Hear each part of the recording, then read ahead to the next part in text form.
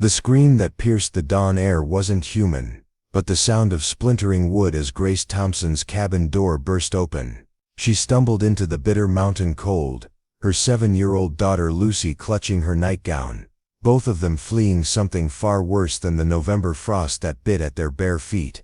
Grace's eyes, wild with terror, searched the treeline until they landed on the dark silhouette of a man emerging from the pines. Ethan Cole, the mountain hermit everyone whispered about, stood motionless as stone, an axe hanging loose in his weathered grip. What happened next would shatter every terrible thing she believed about men, about trust, and about the kindness she thought had died with her childhood. Before we jump back in, tell us where you're tuning in from, and if this story touches you, make sure you're subscribed because tomorrow, I've saved something extra special for you. The morning mist clung to Maple Hollow like a shroud, wrapping around the towering oaks and pine that had stood sentinel over these Virginia mountains for generations. In the gray light of dawn, the forest seemed to hold its breath, as if nature itself sensed the drama about to unfold in its depths. The year was 1883, and winter was coming early to the Blue Ridge Mountains, painting the world in shades of silver and shadow. Grace Thompson had been running for 3 days. 3 days since she'd packed everything she and Lucy owned into a worn carpet bag and fled their life in Richmond. 3 days since she'd seen the bruises on her arms fade from purple to yellow. 3 days since she'd made the desperate decision to start over in a place where no one knew her name or her shame. The small cabin she'd rented on the outskirts of Cedar Falls Township was supposed to be their sanctuary, a place where she could work as a seamstress, and Lucy could attend the little schoolhouse without questions about why Mama sometimes winced when she moved too quickly. But sanctuaries, Grace had learned, were fragile things. Men like Frank Dawson had a way of sniffing out vulnerability like wolves scenting blood on the wind. Dawson owned half the businesses in Cedar Falls, including the boarding house where Grace had first inquired about lodging. When she'd politely declined his offer of private accommodations, something dark had flickered behind his pale eyes. When she'd taken the cabin instead, paying 2 months' rent in advance with her carefully hoarded savings, she'd thought distance would protect them. She'd been wrong. The pounding on her door had started before sunrise, violent and demanding. Male voices, rough with whiskey and entitlement, had called through the thin wooden walls. They knew she was alone. They knew she was afraid. And they knew, with the particular cruelty of small-town predators, that no one would come to help a woman with no family, no connections, no protection. Grace had whispered urgent instructions to Lucy, pressed a worn dollar bill into her small hands, and told her to run to the woods if anything happened. She'd hoped against hope that the men would lose interest, that daylight would shame them back to their ordinary lives. But when the door splintered off its hinges, and Frank Dawson stepped inside with 3 of his companions, their faces flushed with drink and dark intent, Grace knew she had seconds to act. She'd grabbed Lucy and bolted through the back window, her daughter's nightgown tangling around their legs as they crashed through the vegetable garden she'd so carefully tended. Behind them, she could hear furniture overturning, glass shattering, and Dawson's voice raised in fury that his prey had escaped. They stumbled through the morning forest, Grace's bare feet finding purchase on roots and rocks, Lucy sobbing quietly against her shoulder. That's when she saw him. Ethan Cole stood like a granite outcropping among the pines, his broad shoulders draped in a coat that had seen countless mountain winters. His dark hair hung past his collar, streaked with premature lips spoke of hard living and harder losses. The axe in his hand wasn't raised in threat, but held with the casual competence of a man who'd spent years making his living from the forest. His face, weathered by sun and wind, remained perfectly still as he watched them approach. Grace had heard the stories, of course. Everyone in Cedar Falls had opinions about the hermit who lived somewhere up in Maple Hollow. Some said he was dangerous, a man who'd gone wild after losing his family to the fever that swept through the valley 5 years back. Others claimed he was touched by grief, harmless but broken beyond repair. The children dared each other to venture close to his hunting trails, spinning tales of a giant who could fell a tree with one swing and kill a bear with his bare hands. Looking at him now, Grace could believe the stories about his strength. Ethan Cole was built like the mountains themselves, solid and immovable, with hands that looked capable of breaking a man in half. But it was his eyes that made her freeze in terror, not because they held violence, but because they held nothing at all. They were the eyes of a man who'd seen too much, lost too much, and retreated so far from human contact that emotion itself seemed foreign. Lucy whimpered against her shoulder, and the sound seemed to penetrate whatever thoughts held Ethan motionless. His gaze shifted from Grace to the child, taking in their nightclothes, their bare feet, the way Grace held her daughter like a shield between herself and the world. Behind them, voices carried through the trees, growing closer with each passing moment. For a heartbeat that stretched into eternity, Grace expected him to turn away. Men like Ethan Cole didn't get involved in other people's troubles. Men like him had learned that caring meant losing, that connection meant pain. She braced herself for his rejection, for the moment when he would disappear back into the forest, and leave them to face Dawson's revenge alone. Instead, Ethan did something that would haunt Grace's dreams for reasons she couldn't yet understand. He set down his axe with deliberate care, as if the simple act required all his concentration. Then he stepped forward, moving with surprising gentleness for such a large man,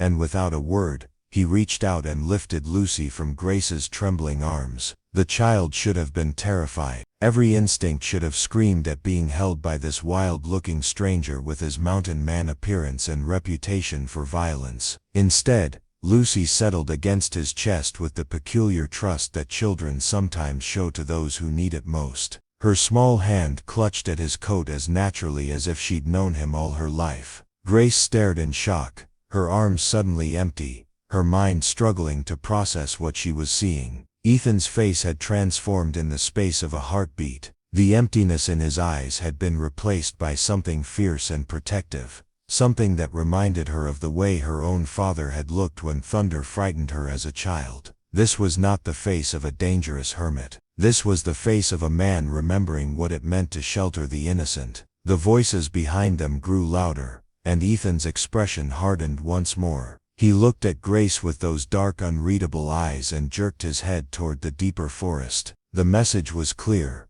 follow or face whatever was coming alone. Grace didn't hesitate. She stumbled after him as he strode up the mountainside, Lucy cradled securely in his arms, her daughter's golden hair bright against his dark coat. They climbed in silence, broken only by the snap of twigs underfoot, and Grace's labored breathing. Ethan moved through the forest like he was part of it, finding paths where Grace saw only wilderness, stepping over obstacles she... Preparing and narrating this story took us a lot of time, so if you are enjoying it, subscribe to our channel. It means a lot to us.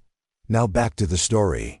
He would have stumbled against. Behind them, the voices faded as Dawson and his men lost the trail, but Ethan didn't slow his pace until they crested a ridge and his cabin came into view. Grace had expected something primitive, a crude shelter befitting a man who'd turned his back on civilization. Instead, she found herself looking at a structure that spoke of skill and care. The cabin was built from massive logs, chinked with river stone and clay, with a roof that would turn the worst mountain storm. Smoke rose from the chimney in a steady column, and through the single window, she could see the warm glow of a fire. Ethan pushed open the door and stepped inside, still carrying Lucy with the same careful attention he might show to injured wildlife. Grace followed, her eyes adjusting to the dim interior, taking in details that contradicted everything she'd been told about the mountain hermit. The cabin was clean, more than clean, it was organized with military precision. Tools hung in neat rows along one wall. Books,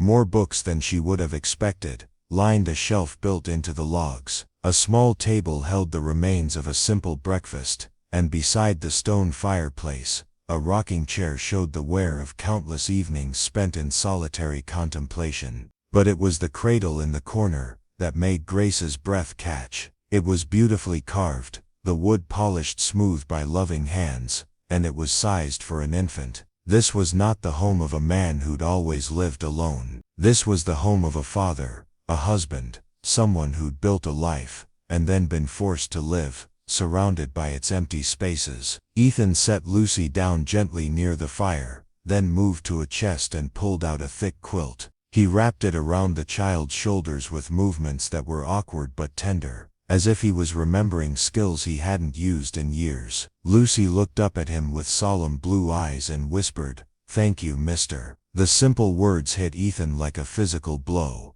Grace watched as his face contorted briefly, some deep pain surfacing before he pushed it down again. He cleared his throat roughly and managed, "You're welcome, little miss." It was the first time Grace had heard his voice, and it surprised her. She'd expected something harsh, perhaps crude from years of disuse. Instead, his words carried the careful diction of an educated man, someone who'd once moved in more refined circles than these mountain wilds. Grace stood uncertainly near the door, still in her nightgown, still barefoot, acutely aware of how she must appear to this strange, complicated man, who'd rescued them for reasons she couldn't fathom. She expected him to demand explanations, to ask what trouble she'd brought to his doorstep. Instead, he moved to the fire, and began building up the flames, adding logs with the practiced efficiency of someone for whom warmth was a matter of survival. When the fire was blazing to his satisfaction,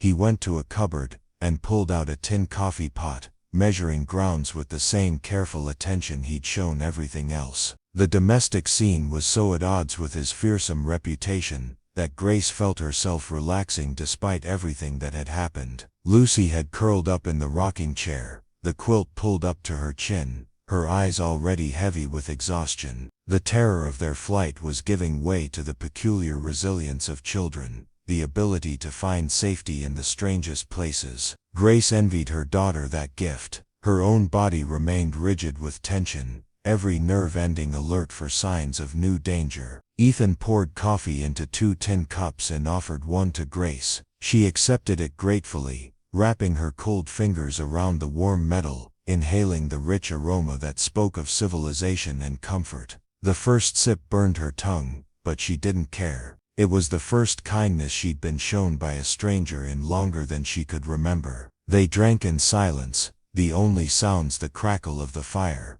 and Lucy's quiet breathing as sleep finally claimed her. Grace studied Ethan's profile in the firelight, noting the way shadows played across the strong line of his jaw, the way his eyes remained fixed on the flames, as if they held answers to questions he'd stopped asking years ago. Finally, when the silence had stretched thin enough to break, Grace found her voice. "I don't know how to thank you." Ethan's gaze flicked to her briefly, then back to the fire. "No need. There is though." Grace set down her coffee cup and faced him fully. "What you did, taking us in like this, it was more than I had any right to expect. Man like Dawson," Ethan said quietly, "he doesn't give up easy, you know that." Grace felt her stomach tighten with renewed fear. She'd hoped their escape might discourage Dawson, might convince him she wasn't worth the trouble. But Ethan was right. Men like Frank Dawson saw resistance as a challenge, not a deterrent. "I know," she whispered, "but I don't have anywhere else to go." Ethan was quiet for so long that Grace began to wonder if he'd heard her. When he finally spoke, his words were careful, measured. "What's your name, Grace?" "Grace Thompson, and that's Lucy, Grace." He said her name like he was testing the weight of it. "You got family back east?" The question hit closer to home than he could know. Grace felt her throat tighten with emotions she'd kept buried for months. No family. It wasn't entirely true, but it felt true. Her parents had died when she was 18, leaving her alone in a world that had no patience for unprotected young women. Marriage to Richard Thompson had seemed like salvation, a chance at security and respectability. She'd been too young and too desperate to see the warning signs, too grateful for his proposal to question why a successful businessman would want to marry an orphaned seamstress. The bruises had started 3 months after the wedding, small ones at first, easily hidden, easily explained away. Richard was under pressure at work, struggling with debts she didn't know about. He drank more than she'd realized during their brief courtship, and alcohol made him mean. She'd told herself it would get better, that he just needed time to adjust to married life. But it had gotten worse, much worse, And when Lucy was born, when Grace thought surely a child would soften his heart, Richard had simply found new ways to hurt them both without leaving marks that others might see. Grace pushed the memories away, focusing on the warmth of the fire, the safety of this moment. "My husband died 6 months ago," she said, which was also true, though she felt no grief for Richard's passing, only relief and guilt about that relief. Ethan nodded slowly. "Sorry for your loss." Grace almost laughed at the conventional condolence, but she caught herself. How could she explain that Richard's death had felt like a prison door opening? How could she tell this stranger that she'd left flowers on her husband's grave, not out of love but out of gratitude that he could never hurt them again? "Thank you," she managed instead. Lucy stirred in the rocking chair, murmuring something in her sleep. Without conscious thought, Grace rose and went to her daughter, smoothing the tangled golden hair back from her forehead. The child's face was peaceful now, free from the fear that had marked it during their flight through the forest. When Grace looked up, she found Ethan watching them with an expression she couldn't quite read. There was longing there, and pain, and something that might have been envy. She remembered the cradle in the corner, and felt her heart clench with sympathy. "You lost a child," she said softly. It wasn't a question. Ethan's face shuddered immediately, the walls slamming back into place. "That's not your concern." Grace flinched at the harsh tone, but she didn't back down. "I'm sorry, I shouldn't have presumed." He studied her for a long moment, and Grace had the feeling he was weighing something in his mind. Finally he said, "My son would have been about her age." The simple statement carried a world of grief. Grace felt tears prick at her eyes, not just for his loss, but for the careful way he spoke of his child, as if the words themselves were fragile things that might shatter, if handled roughly. "What was his name?" she asked gently. "Thomas." Ethan's voice was barely above a whisper. "Tommy." The name hung in the air between them like a prayer and a wound combined. Grace understood now why Ethan had lifted Lucy with such reverence, why his hands had trembled slightly as he'd wrapped the quilt around her small shoulders. This cabin wasn't just a hermit's retreat, it was a monument to love that had been torn away too soon. Outside, the wind had picked up, rattling the shutters and sending drafts through the carefully chinked walls. The fire popped and hissed, casting dancing shadows that made the cabin feel both cozy and haunted. Grace settled back into her chair, acutely aware of the nightgown that clung to her still damp skin, the way Ethan's eyes carefully avoided looking directly at her. He was nothing like what she'd expected from the stories. Oh, the physical presence was there, the breadth of shoulders that spoke of years swinging an axe, the call-used hands that could probably snap a man's neck without effort. But there was a gentleness in the way he moved around the cabin, a careful consideration that spoke of someone who'd spent years learning to contain his own strength. Richard had been smaller than Ethan, slighter in build, but his presence had filled every room with threat. He'd used his voice like a weapon, his silence like a blade. Even when he wasn't angry, Grace had found herself walking on eggshells, monitoring his moods, adjusting her behavior to avoid triggering his rage. The constant vigilance had worn her down until she'd almost forgotten what it felt like to breathe freely. But here, in this cabin with this giant of a man who could kill her without breaking a sweat, Grace felt something she hadn't experienced in years. Peace. It made no sense, defied every lesson her marriage had taught her about the nature of men, but she couldn't deny the feeling settled into her bones like warmth from the fire. Ethan rose from his chair, and moved to a trunk near the window. He pulled out a folded garment, and held it out to her without meeting her eyes. "My wife's dress," he said gruffly, "might be long on you, but it's dry." Grace accepted the offering with trembling fingers. The fabric was soft wool, dyed a deep blue that would complement her dark hair. It had been carefully preserved, wrapped in lavender and cedar to ward off moss. This wasn't just clothing, it was memory made tangible, love transformed into something that could be touched and held.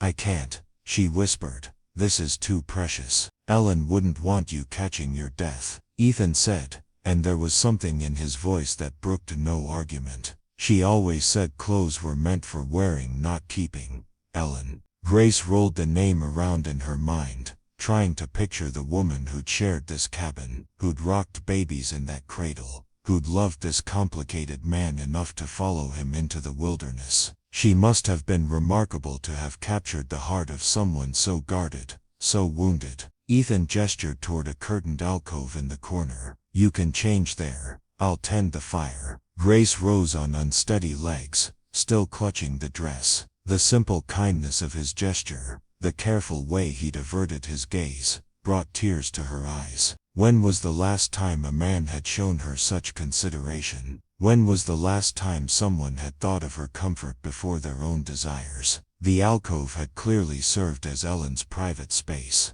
A small mirror hung on the wall above a washstand, and delicate feminine touches spoke of a woman who'd made beauty wherever she could find it. A pressed flower, now brittle with age, was tucked into the mirror's frame. A hand-embroidered sampler hung beside it, the words "Love bears all things," stitched in careful script. Grace slipped out of her damp nightgown, and into Ellen's dress. The wool was incredibly soft against her skin, warmed by years of mountain sun and careful tending. The fit was nearly perfect, though the sleeves were a bit long, and the hem brushed the floor. Looking at herself in the mirror, Grace saw a different woman than the one who'd fled through the forest hours earlier. This woman looked strong, protected, worthy of kindness. She emerged from the alcove to find Ethan adding wood to the fire, his movements economical and practiced. He'd changed as well, trading his work clothes for a clean shirt and trousers. His hair was damp, suggesting he'd taken a moment to wash at the basin near the door. The simple courtesy of making himself presentable for her company touched something deep in Grace's chest. Lucy had awakened, and was sitting up in the rocking chair, her blue eyes wide as she took in their surroundings. "Mama," she whispered, "where are we?" Grace went to her daughter, smoothing the child's tangled curls. "We're safe, sweetheart. This kind man helped us when those bad men came." Lucy looked at Ethan with the frank curiosity of childhood. "Are you a giant?" A smile tugged at the corner of Ethan's mouth, the first Grace had seen. It transformed his entire face, revealing glimpses of the man he must have been before loss, carved such deep lines around his eyes. "Some folks might think so," he said gravely, "but I'm just tall. Your mama's tall too for a lady." Grace felt heat rise in her cheeks at the gentle compliment. At 5'7", she'd always been conscious of her height, especially when Richard had made cutting remarks about her ungainly stature. But the way Ethan said it made it sound like praise, rather than criticism. Lucy giggled, a sound like silver bells in the quiet cabin. "Mama says tall people can see farther. Can you see all the way to town from up here?" "On a clear day," Ethan confirmed. "Would you like some breakfast, little miss? I've got eggs from my chickens and fresh bread I baked yesterday." The mention of food made Grace realize how hungry she was.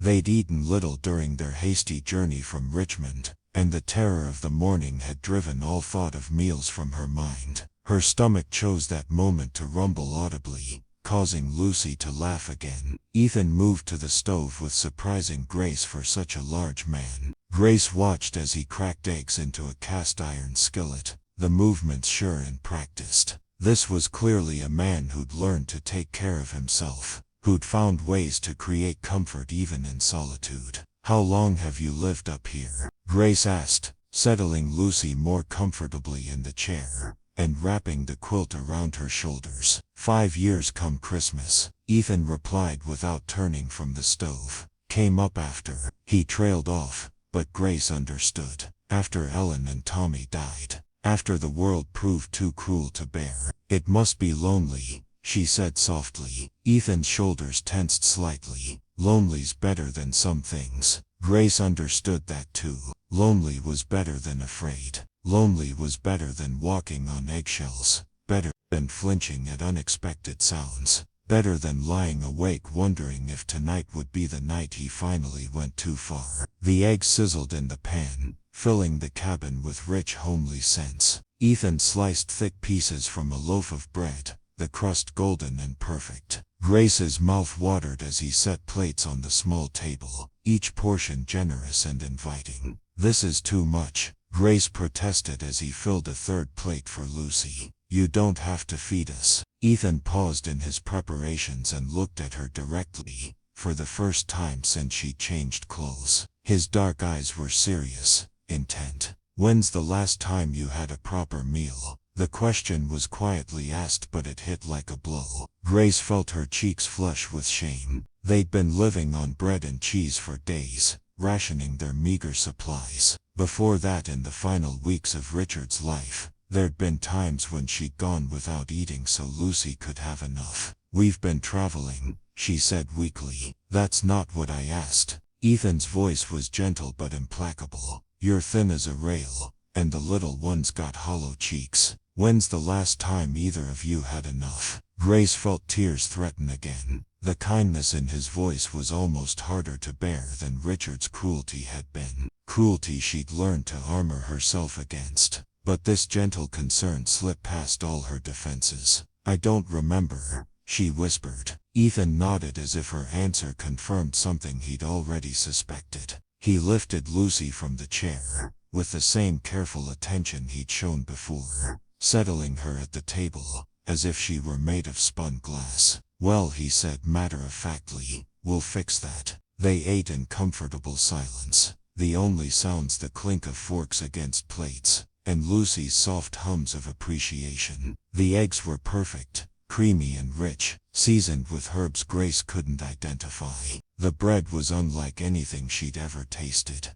dense and flavorful with a crust that crackled between her teeth. This wasn't the food of a hermit scratching out survival in the wilderness. This was the cooking of someone who still took pleasure in life's small comforts. Lucy cleaned her plate with the dedication of a child who understood the value of food, then leaned back in her chair, with a contented sigh. "That was the best breakfast ever," she announced. Ethan's smile was easier this time, more natural. "I'm glad you liked it, little miss." "My name's Lucy," she informed him solemnly. "Lucy May Thompson." "Lucy May Ethan," repeated gravely. "That's a fine name. I'm Ethan Cole." "Mr. Ethan," Lucy said, trying out the combination. "Are you going to take care of us now?" The innocent question hung in the air like smoke from the fire. Grace felt her cheeks burn with embarrassment at her daughter's presumption. But before she could correct her, Ethan answered, "For now,"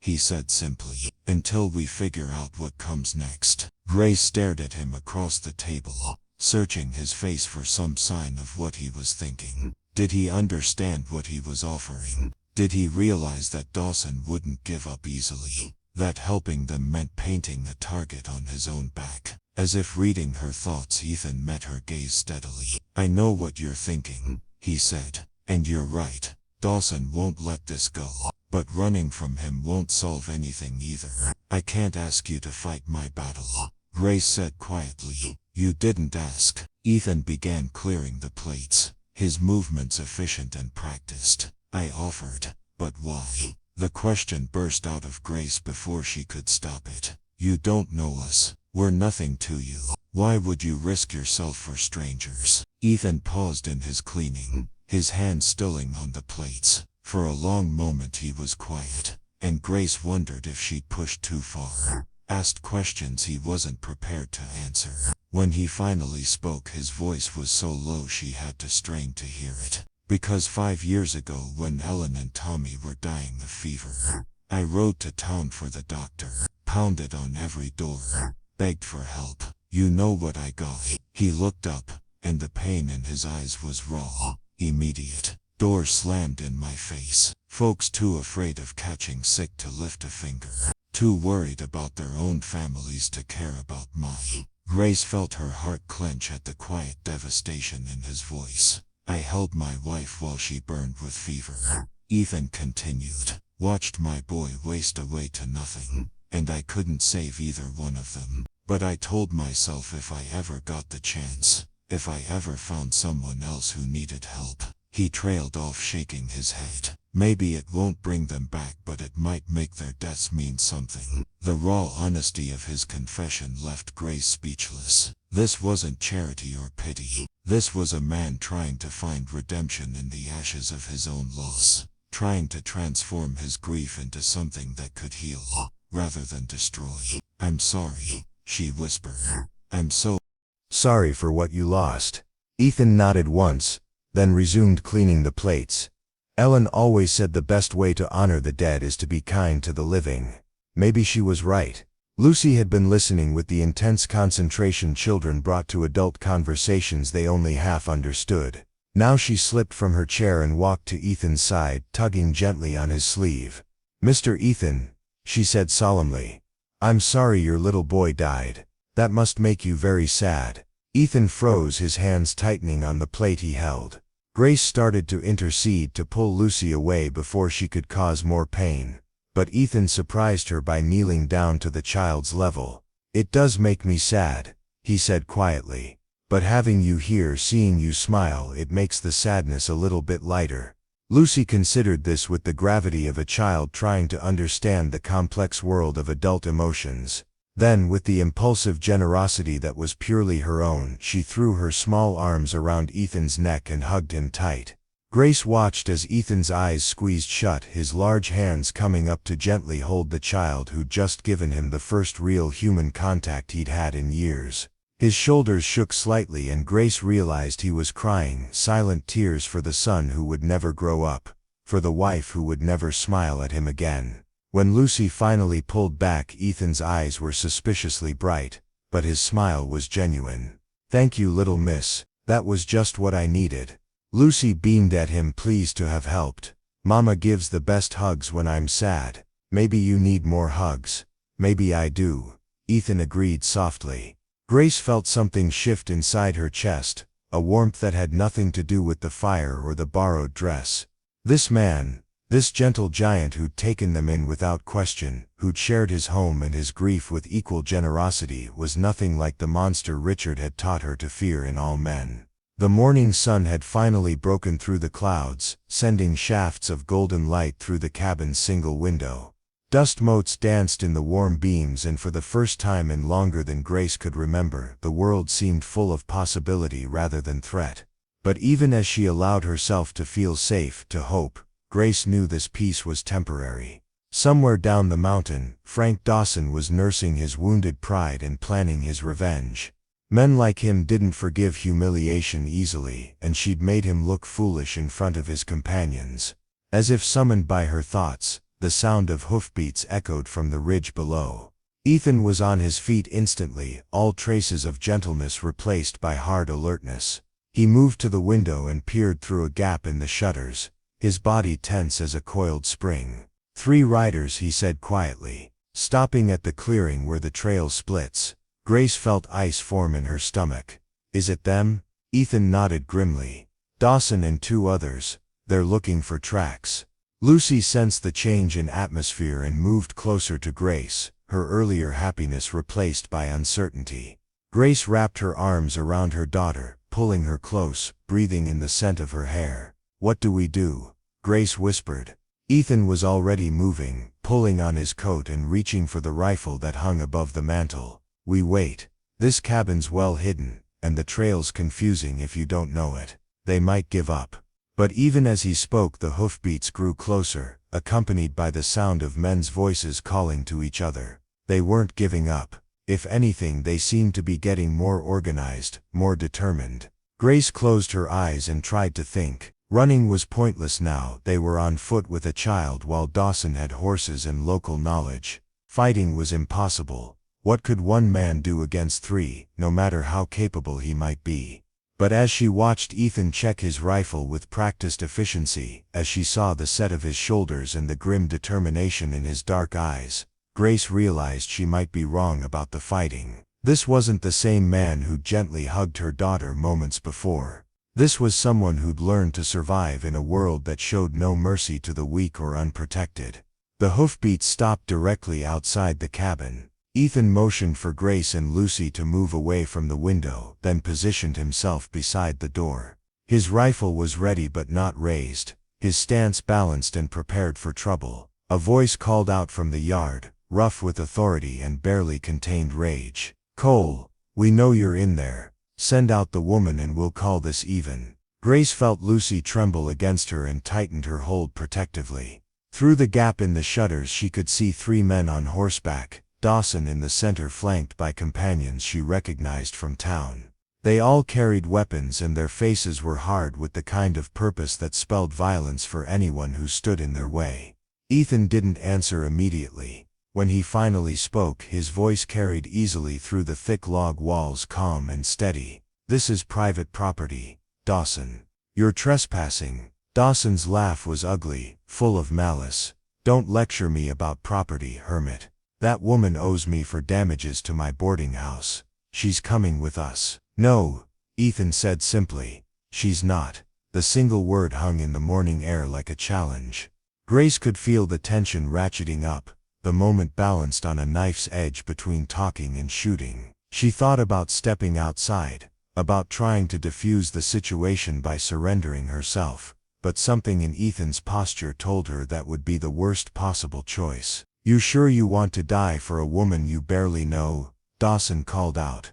"Because that's what's going to happen here, Cole. We're not leaving without her." Ethan's answer was to raise his rifle slightly, not quite pointing it at the men but making his intentions clear. "Then you'd best get comfortable, because she's under my protection now." Grace felt her heart stop. Protection. When was the last time anyone had protected her? When was the last time someone had stood between her and danger without asking what was in it for them? The standoff stretched taut as a bowstring, 3 armed men against 1, the morning sun climbing higher, while the temperature seemed to drop with each passing second.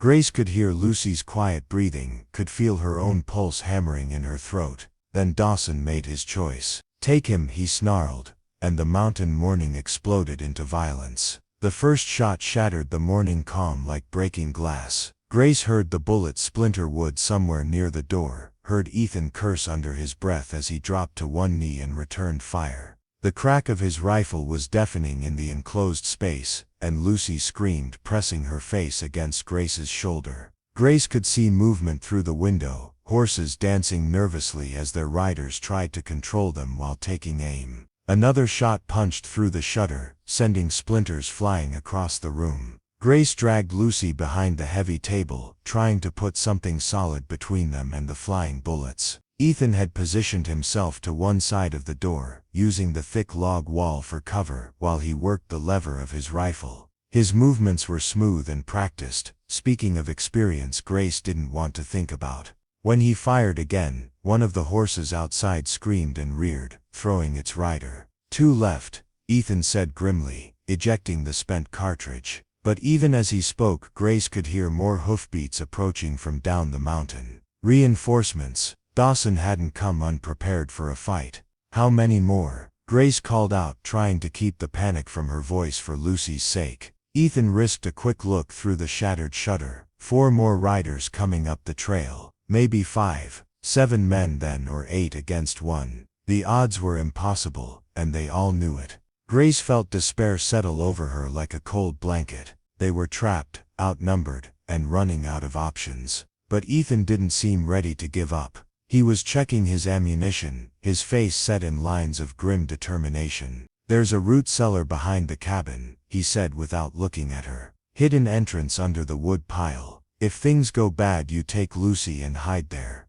"What about you?" Grace whispered, though she already knew the answer. "I'll buy you time." Ethan met her eyes across the cabin, and Grace saw her own fear reflected there, mixed with resignation and something that might have been peace. "Ellen's buried on the ridge behind the cabin. There's a marker, white stone.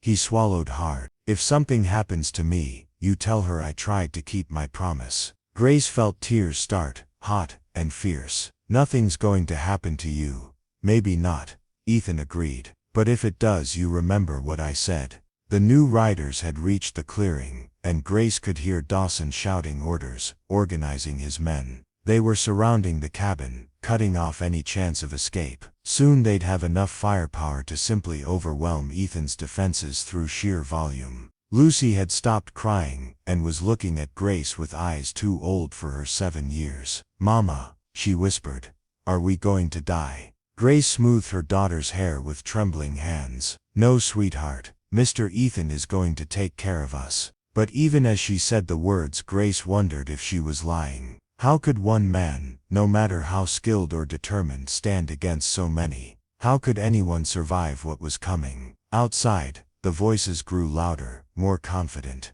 Dawson was done talking. Now came the reckoning, and Grace could only pray that when it was over, her daughter would still be alive to see another sunrise. The silence that followed Dawson's ultimatum stretched like a held breath across the mountain clearing. Grace pressed Lucy closer to her chest, feeling her daughter's small heart hammering against her ribs like a trapped bird. Through the splintered shutters, she could see the men positioning themselves in a rough circle around the cabin, their rifles glinting in the morning sun. 8 against 1, with nowhere to run, and precious little to hide behind. Ethan remained motionless beside the door, his rifle steady in hands that showed no tremor despite the impossible odds. Grace found herself studying his profile in the dim light filtering through the damaged window, memorizing the strong line of his jaw, the way his dark hair fell across his forehead. If these were to be their final moments, she wanted to remember the face of the man who'd chosen to stand between her and harm. "Last chance, Cole."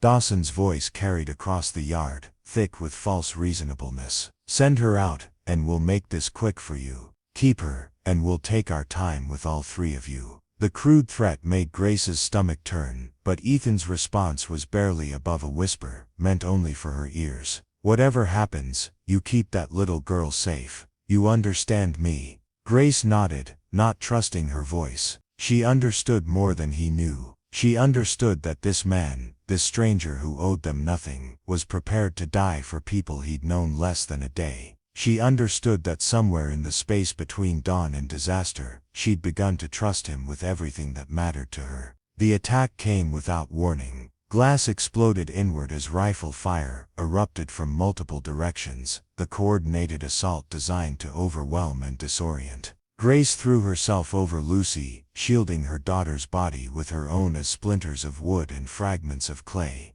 Chinking rained down around them, the air filled with smoke and the acrid smell of gunpowder, making her eyes water and her throat burn. Ethan's rifle barked in response, the sound deafening in the enclosed space. Through the chaos, Grace heard someone scream from outside, a high, anguished sound that cut through the gunfire like a blade. 1 down, but 7 remained, and their fire was becoming more concentrated, more purposeful. "The wood box," Ethan shouted over the noise, gesturing toward a heavy chest near the fireplace. "Get behind it." Grace half crawled, half dragged Lucy across the floor, splinters biting into her palms and knees as bullets whined overhead. The wooden chest was solid oak, built to last, and she pressed her back against it, while Lucy huddled in her lap. From this position, she had a clear view of Ethan as he moved with deadly efficiency around the cabin's perimeter. He wasn't fighting like a desperate man making a last stand. His movements were controlled,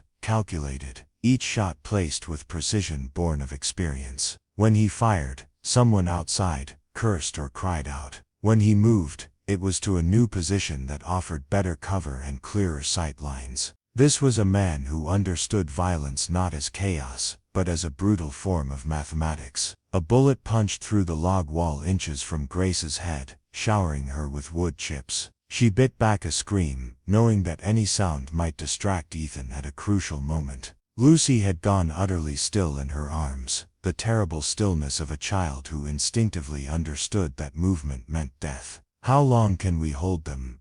Grace called out during a brief lull in the firing. Ethan was reloading, his fingers steady, despite the blood running down his left arm where a splinter had opened a gash. "Long enough," he said, though Grace heard the grimness in his voice. They both knew this couldn't last. He had perhaps 40 rounds of ammunition left, while Dawson's men could afford to be wasteful with their shots. The firing resumed, more concentrated now as the attackers found their range. Holes appeared in the cabin walls like deadly stars, letting in shafts of sunlight, that would have been beautiful under other circumstances. The stone chimney took several hits, mortar dust falling like snow across the hearth, where Grace and Lucy had sat sharing breakfast just minutes before. Through the destruction, Grace found herself thinking about Ellen. Had Ethan's wife ever faced something like this? Had she stood in this same cabin, perhaps holding Tommy while danger circled outside? The thought of another woman's terror, another child's fear, made Grace's chest tight with sympathy that transcended time and death. A new sound joined the gunfire, the crackle and hiss of flames. Grace smelled smoke that was different from gunpowder, wood smoke with the acrid undertone of burning shingles. They were trying to burn the cabin down around them.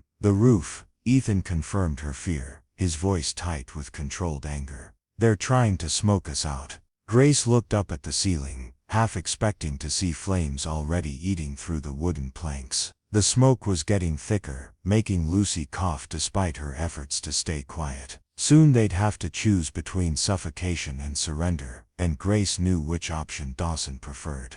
But Ethan seemed to have anticipated this development. Moving with purpose that suggested a plan, he crossed to the fireplace and grabbed a heavy iron poker. Instead of trying to fight the flames above, he began prying at stones in the hearth itself, working with desperate efficiency to create an opening Grace hadn't known existed. Hidden passage, he grunted, sweat beading on his forehead as he wrestled with mortared stone. Ellen's idea, she said. Every mountain cabin needed a bolt hole. The stones gave way to reveal a narrow tunnel that disappeared into darkness. It was barely wide enough for an adult to crawl through, clearly designed for emergencies exactly like this one. Grace felt a surge of gratitude toward Ellen Cole, a woman she'd never met but who might yet save their lives. Where does it lead?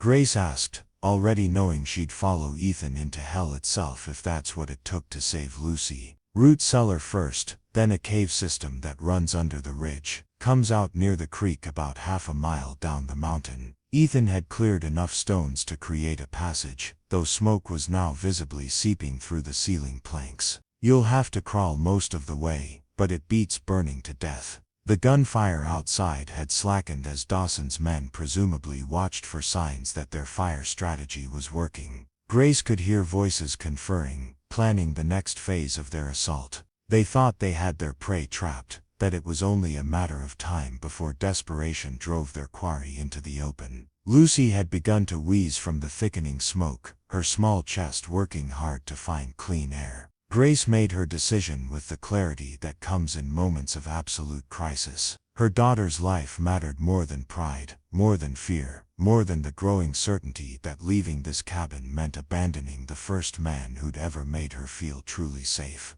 You first, she said to Ethan, but he was already shaking his head. I'll hold them long enough for you to get clear, then follow. Someone needs to keep them busy or they'll just track you through the tunnel. Grace wanted to argue, wanted to insist that they all go together, but Lucy chose that moment to dissolve into a coughing fit that shook her small frame. The smoke was getting worse, and they were rapidly running out of time. Promise me you'll come, Grace said urgently, reaching out to grasp Ethan's arm. Through the fabric of his shirt, she could feel the solid warmth of him, the strength that had become her anchor in a world gone mad. Ethan met her eyes, and for just a moment the sounds of violence faded to nothing. I promise, he said, and Grace heard truth in his voice even as part of her wondered if this was a lie meant to comfort a desperate woman. She kissed Lucy's forehead, and whispered words of encouragement, then lowered her daughter through the opening feet first. The tunnel was rough stone and packed earth, carved by hand and reinforced with timber. Lucy disappeared into the darkness with the trust that only children could show, believing absolutely that her mother would follow, and that everything would somehow work out.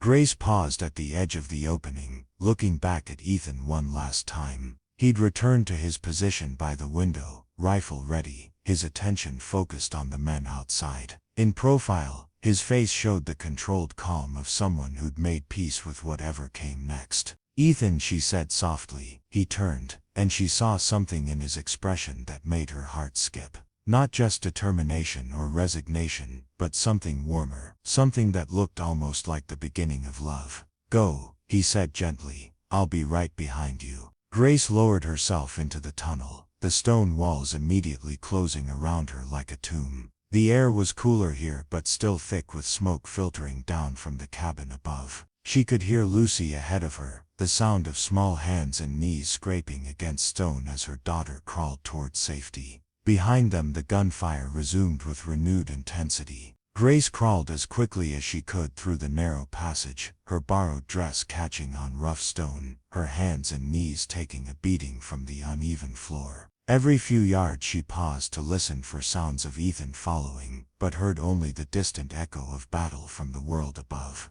The tunnel stretched longer than she'd expected, winding through natural stone formations that spoke of water and time, of geological forces that made human conflicts seem insignificant. Grace's world narrowed to the circle of dim light ahead, where Lucy crawled with dogged determination, to the burn in her lungs and the ache in her joints from moving in such an unnatural position. Finally, blessedly, the tunnel began to slope upward toward a different kind of light. Lucy's excited whisper drifted back to her, "Mama, I can see outside." They emerged into a root cellar carved into the hillside, its earthen walls lined with shelves that held preserved vegetables and stores of grain. Natural light filtered down from a concealed entrance above, and Grace could smell fresh air tinged with pine and morning dew. They'd made it out of the immediate danger, but safety was still miles away. Grace helped Lucy up through the cellar entrance, emerging into a grove of aspen trees that provided natural concealment.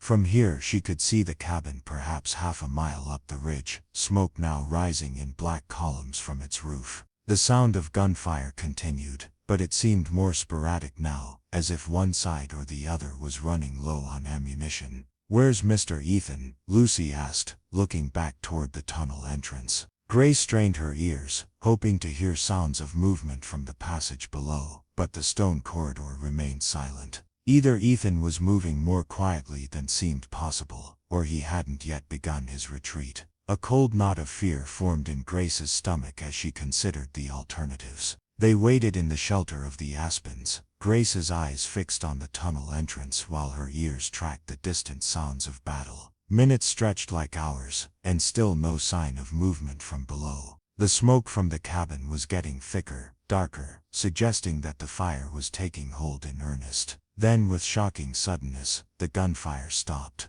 The silence that followed was somehow more terrifying than the violence had been. Grace strained to hear voices, shouts, anything that might tell her what was happening at the cabin. But the mountain morning had returned to its previous quiet, broken only by the whisper of wind through the trees and the distant crackle of flames. "Mama, why isn't Mr. Ethan coming?" Lucy's voice was small, frightened, and Grace realized her daughter was picking up on her own growing panic. "He will," Grace said with more confidence than she felt. "He promised." But as the minutes continued to crawl by with no sign of movement from the tunnel, Grace began to face the possibility that Ethan's promise might have been the last lie of a dying man. Perhaps he'd known from the beginning that 8-to-1 odds couldn't be overcome, that his role was simply to buy them time to escape. The thought made her chest ache with a grief she hadn't expected. How had this stranger, this mountain hermit, with his tragic past and gentle hands, become so important to her in the space of a single morning?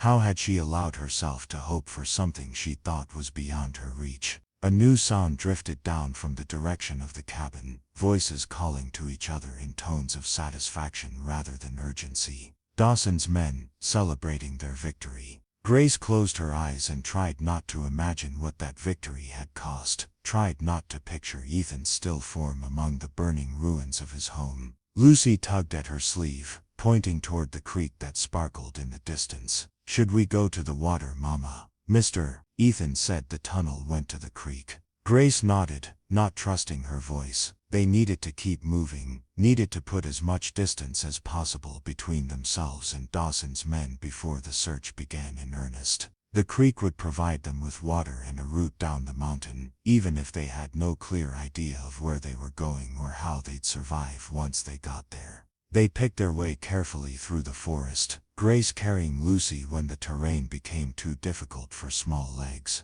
Behind them the smoke from the cabin continued to rise, a black pillar against the blue mountain sky that marked the end of their brief sanctuary. As they walked, Grace found herself remembering fragments of the morning that already felt like a lifetime ago. Ethan's careful hands wrapping Lucy in Ellen's quilt. The way he'd said his son's name like a prayer. The moment when he'd knelt to Lucy's level and allowed himself to be hugged by a child who reminded him of everything he'd lost. She thought about Ellen too, the woman whose dress she still wore, whose tunnel had saved their lives. What kind of person had she been to inspire such devotion in a man like Ethan? What had their life been like in that cabin before fever took it all away? The creek, when they reached it, was running high with mountain snowmelt, the water so clear Grace could see smooth stones on the bottom despite the depth. Lucy knelt at the edge and cupped her hands to drink, her face scrunched with concentration as she tried not to fall in. Grace looked back one last time toward the ridge where smoke still marked the cabin's location. Somewhere up there, Ethan Cole had made his last stand against impossible odds. Somewhere up there, a good man had died so that she and Lucy could live. She was turning away, preparing to follow the creek downstream toward an uncertain future, when movement caught her eye. A figure was moving through the trees along the ridge, heading in their direction with the steady pace of someone who knew exactly where he was going. Grace's heart stopped, then began hammering so hard she could feel it in her throat. The figure was too distant to make out clearly, but something about the way he moved, the breadth of his shoulders, the determined stride, sent hope racing through her veins like wildfire. "Lucy," she whispered urgently. "Lucy, look." Her daughter looked up from the creek, following Grace's pointing finger to the figure on the ridge. For a moment, they both stared in breathless silence, afraid to believe what their eyes were telling them. Then Lucy squealed with delight and jumped to her feet. "It's Mr. Ethan, Mama. It's Mr. Ethan." Grace felt tears streaming down her cheeks as the figure drew closer, close enough now to confirm what her heart had already known. Ethan Cole was alive, moving with the purposeful gait of someone who kept his promise despite impossible odds. He was carrying something over his shoulder, a burden that seemed to slow his steps but didn't stop his progress. As he drew near enough to make out details, Grace realized it was a pack stuffed full of supplies, probably everything salvageable from the cabin before the fire consumed it completely. His clothes were torn and blackened with smoke, his face streaked with soot and sweat. There was a makeshift bandage around his left arm and another at his temple, but he was walking under his own power, and his eyes were alert and focused on their small group beside the creek. Lucy couldn't contain herself any longer. She broke away from Grace and ran toward Ethan, her arms outstretched, and her face shining with joy. Grace followed more slowly, hardly daring to believe this reunion was real. Ethan dropped his pack and caught Lucy as she launched herself at him, lifting her up and spinning her around despite his obvious exhaustion. Over the child's head, his eyes met Grace's, and she saw relief there that matched her own. "You kept your promise," Grace said, her voice thick with emotions she couldn't begin to name. "I told you I would," Ethan replied simply, as if surviving 8-to-1 odds and escaping a burning building was something any reasonable person could manage. Grace wanted to ask how he'd done it, wanted to know what had become of Dawson and his men, wanted to understand how this man continued to accomplish the impossible. But Lucy was chattering excitedly about their adventure in the tunnel, and Ethan was listening with the grave attention he always showed her daughter's words, and Grace realized that the how mattered less than the fact that they were all alive and together. For now that was miracle enough.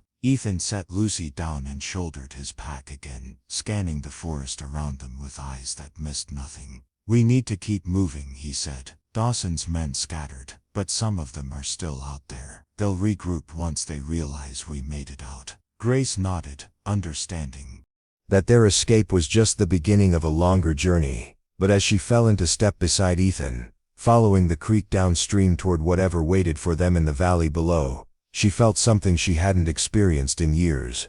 Hope, real sustainable hope for a future that might hold something more than mere survival. Lucy skipped ahead of them, her resilience and joy unmarred by the morning's terrors. Behind them, smoke still rose from the ruins of the cabin where they'd found brief sanctuary, and beside Grace, steady as the mountains themselves, walked the man who'd risked everything to keep a promise to strangers. Whatever came next, they would face it together. And for the first time since Richard's death, Grace thought that might be enough to build a life on. The morning sun climbed higher over the Blue Ridge Mountains, burning away the last wisps of mist and illuminating a world that seemed full of possibility, despite the dangers that still lurked in its shadows. Grace pulled Ellen's blue dress closer around her shoulders and kept walking, following the creek toward whatever destiny waited downstream. Behind them, the smoke from Ethan's cabin continued to rise, marking the end of one chapter and the beginning of another. Ahead lay uncertainty, challenges they couldn't yet imagine, and the long, difficult work of building trust and healing old wounds. But as Grace listened to Lucy's bright chatter, and felt Ethan's solid presence beside her, she thought they might just have a chance at making it work. Love, she was beginning to understand, wasn't just about passion and romance. Sometimes it was about choosing to stand when others would run, about making promises you might not be able to keep, about believing that broken things could be made whole again. And sometimes, if you were very lucky, it was about finding someone who would fight impossible odds just to keep you safe, someone who would risk everything for the chance to heal years of trauma with simple morning kindness. Grace thought about the title that might someday be written about this day. She expected the worst from the mountain man. His morning kindness healed years of trauma she never told anyone about. It would be true, she realized. Ethan's gentleness, his careful attention to her needs and Lucy's, his willingness to protect them without asking for anything in return, had indeed begun to heal wounds she'd thought would never stop bleeding. The creek gurgled beside them as they walked, carrying them toward an uncertain but hopeful future. And for the first time in years, Grace Thompson was not afraid of what tomorrow might bring. The creek led them through a landscape that seemed untouched by the violence they'd left behind. Ancient oaks spread their branches over the water like protective arms, their leaves rustling with secrets only the mountains knew. Grace walked beside Ethan in companionable silence, Lucy ranging ahead like a young deer, her earlier terror already transforming into the kind of adventure story children treasured. They'd been walking for 2 hours when Ethan called a halt beside a natural pool where the creek widened and slowed. The water was deep enough to reflect the canopy overhead, creating a mirror world of green and gold that shimmered with each breath of wind. It was beautiful enough to make Grace forget, temporarily, that they were refugees with no clear destination. "We'll rest here," Ethan said, lowering his pack with obvious relief. The weight of whatever he'd salvaged from the cabin was taking its toll, though he'd never complained or asked Grace to carry any of it. Lucy immediately began exploring the pool's edges, searching for minnows and interesting stones with the focus that only children could bring to such tasks. Grace settled on a fallen log that time had polished smooth, finally allowing herself to truly look at the man who'd saved their lives. Ethan's face was haggard with exhaustion and stress, the makeshift bandages at his temple and arm dark with dried blood. Soot streaked his clothes and hands, and she could see burns on his knuckles where sparks had found their mark. He'd paid a price for their escape, one he was trying hard not to show. "Let me look at those wounds," Grace said quietly, moving toward him with the authority of someone who'd spent years tending injuries that couldn't be explained to doctors. Ethan started to wave her away, but something in her expression stopped him. Perhaps he saw the need in her eyes, the desire to do something useful after being helpless for so long. Or perhaps he simply recognized that refusing help was a luxury they couldn't afford when they were all they had. Grace unwrapped the bandage at his temple first, revealing a gash that would need proper cleaning to avoid infection. The cut was clean but deep, probably from flying glass when the cabin windows exploded. She'd seen worse, much worse in the mirror after some of Richard's rages. "This needs water," she said, dipping the torn fabric in the creek. The cold mountain stream would help clean the wound, though she wished for proper medical supplies. Ethan submitted to her ministrations with the patience of someone accustomed to self-reliance, but willing to accept help when it was offered. As Grace cleaned the cut, she found herself studying his face at close range, noting details she'd missed in the chaos of their escape.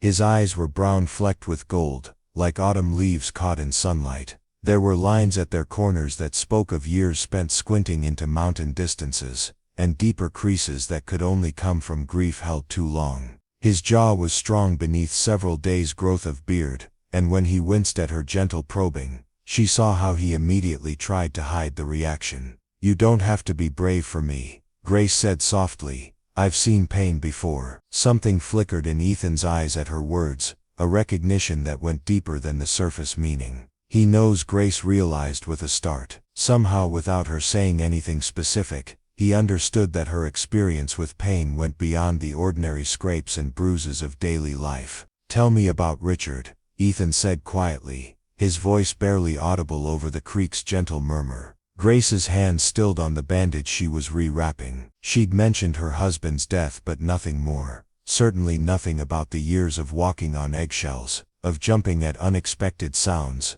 of making herself smaller and quieter in hopes of avoiding his attention when whiskey made him mean. "What makes you think there's anything to tell?" she asked, though her voice carried no conviction. "The way you move," Ethan said simply, "like you're always listening for footsteps behind you. The way you flinch when someone raises their voice, even in anger that's not directed at you. The way you hold Lucy like she's the only good thing in a world full of threats." Grace felt tears threaten, not from sadness but from the strange relief of being seen, truly seen by someone who didn't judge or demand explanations. She moved to his injured arm, unwrapping the crude bandage to reveal a deep cut that would definitely scar. "He wasn't always cruel," she said finally, the words coming slowly, carefully, like she was testing each one for safety. "When we first met, Richard was charming, attentive. He made me feel special, protected. I thought I was the luckiest woman in Richmond to catch the attention of such a successful man." She cleaned Ethan's arm, wound with gentle efficiency, her hand steady despite the tremor in her voice.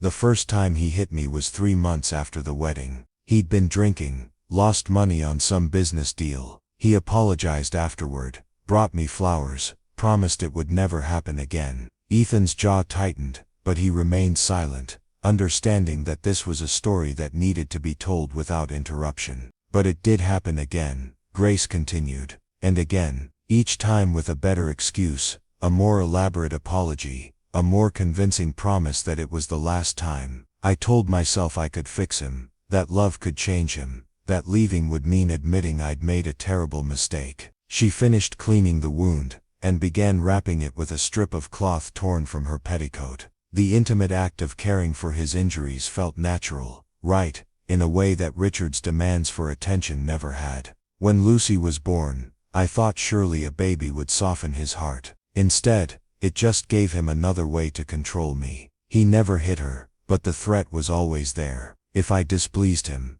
if I spoke back or tried to defend myself, he'd look at Lucy in a way that made my blood freeze." Grace's voice broke slightly on the last words, and she felt Ethan's uninjured hand cover hers where it rested on his arm. His touch was gentle, grounding, offering comfort without demanding anything in return.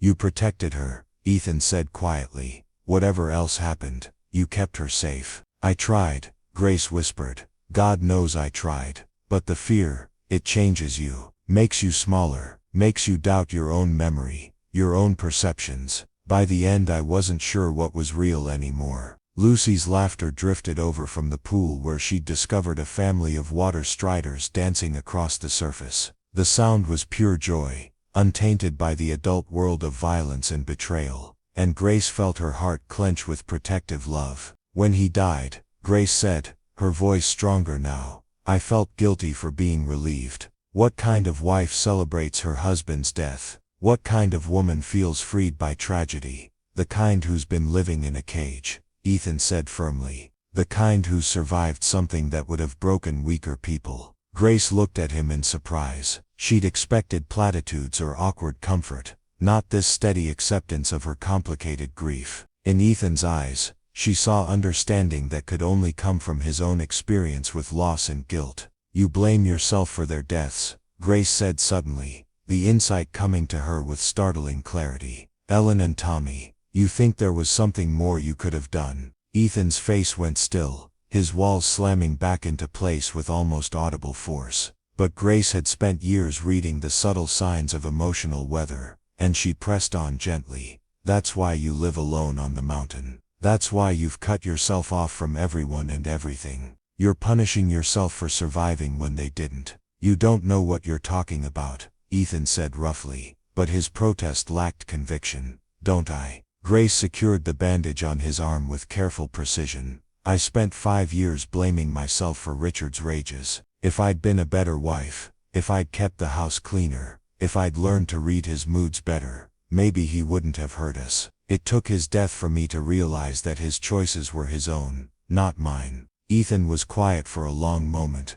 staring at the water where Lucy had moved on to building a dam with small stones. When he finally spoke, his voice was raw with old pain. I was supposed to protect them. That's what a husband does, what a father does. But when the fever came, I was helpless, useless. I watched them burn up from the inside while I could do nothing but hold their hands, and promise them everything would be all right. Grace felt her heart break for him, for the young father who'd lost everything, and spent 5 years carrying that weight alone. Did you love them? The question seemed to surprise him, more than my own life. Did you do everything humanly possible to save them?